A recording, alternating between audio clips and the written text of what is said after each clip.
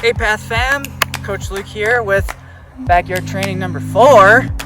If you survived the knee breaking in the last episode, we're going to take it a little further this time, and I'm going to go over how to start breaking your ankles, because these guys are called ankle breakers. So, as always, nice balanced squats. Honestly, these are a lot easier than they look. Deceptive. Honestly, the hardest part is getting into it. Kind of like the knee breakers, where you had to do that leg swoop in thing. You're gonna kind of start with that and swoop your leg in. As you make that step, you're going to kind of roll to the side. This foot stays up and this knee stays up, while this foot and this knee go down. Also, like last week's, how you're on the side of your leg, same thing here. You don't want to be directly on your knee. You kind of want to be on the side of your leg here. The next part of this move is the transition from one side over to the other side. A lot easier than you think. Basically, if you imagine just holding this shape, right? I have kind of a 90-degree angle going here. As you transition over to the other side, you want to hold this 90-degree shape.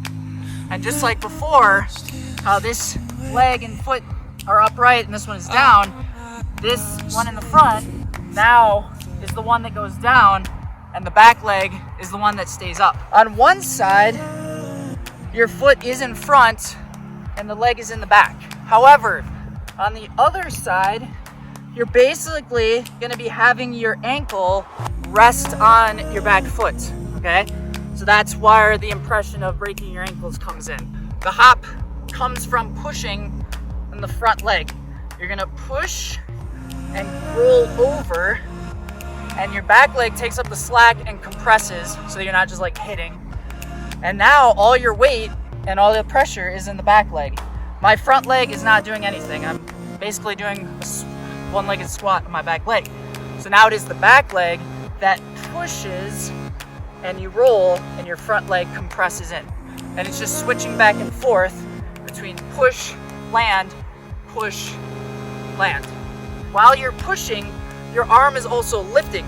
So you're adding the element of pushing and lifting to help you get to the other side, okay? Same thing here. As you're pushing, you're lifting, and it helps you make it over that hump to the other side.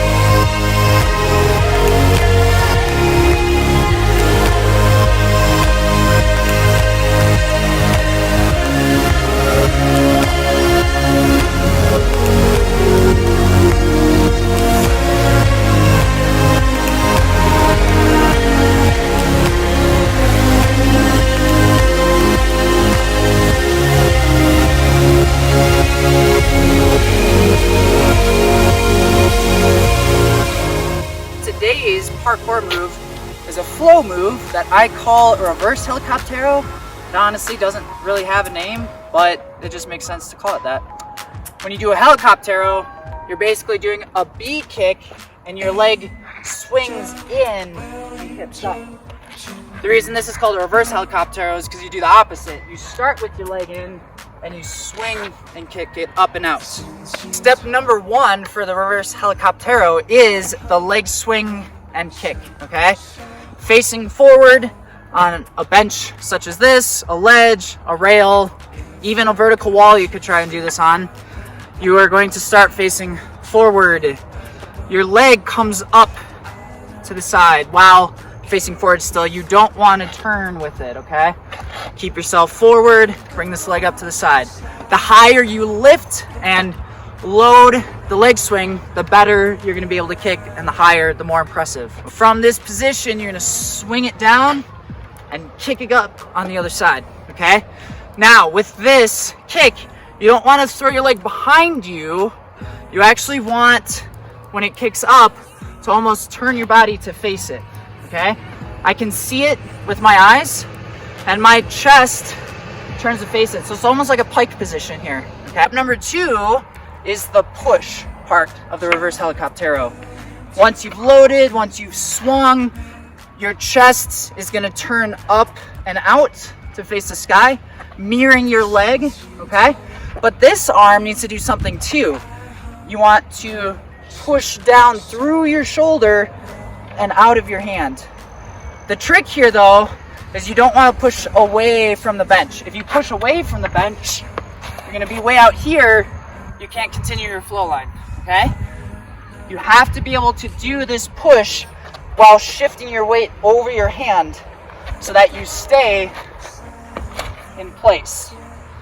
The third and last part of the reverse helicoptero is the second kick with the second leg and then riding it around to the finish.